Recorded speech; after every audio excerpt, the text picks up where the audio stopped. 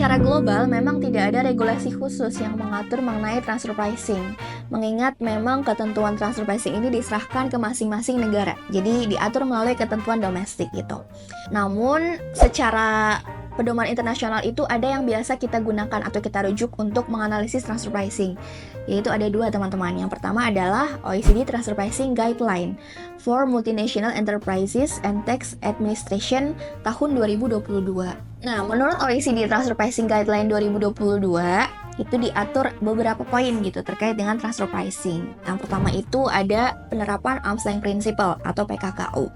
Yang kedua itu adalah metode transfer pricing. Yang ketiga itu adalah comparability analysis atau analisis kesebandingan. Yang keempat, di OECD TP Guideline juga mengatur mengenai dokumen transfer pricing yang terdiri dari master file, local file, dan CBCR.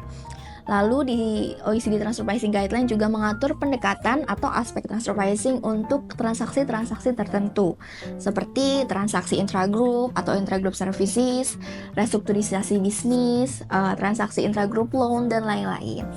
Nah, selain OECD Transfer Pricing Guideline 2022, ada juga pedoman panduan transfer pricing yang kita gunakan secara global, dinamakan United Nations Practical Manual on Transfer Pricing for Developing Countries tahun 2021, atau biasa kita sebut UNTP Manual 2021.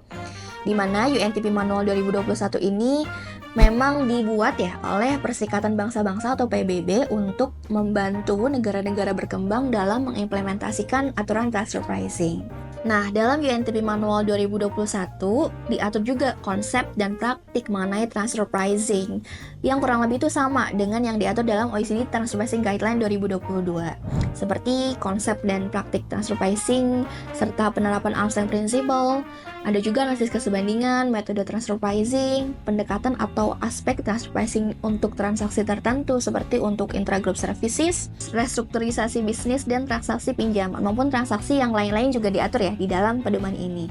Nah, kalau di Indonesia, ketentuan transfer pricing ini yang terbaru itu diatur ya berdasarkan Peraturan Menteri Keuangan Nomor 172 atau 172 ya tahun 2023 tentang penerapan prinsip kewajaran dan kelaziman usaha dalam transaksi yang dipengaruhi hubungan istimewa. Nah, dalam ketentuan tersebut diatur mengenai hubungan istimewa, penerapan PKKU, ada juga dokumen transfer pricing, pengujian kepatuhan atas penerapan PKKU, penyesuaian keterkaitan atau corresponding adjustment, prosedur persetujuan bersama atau mutual agreement procedure, dan diatur juga mengenai kesepakatan harga transfer atau advance pricing agreement.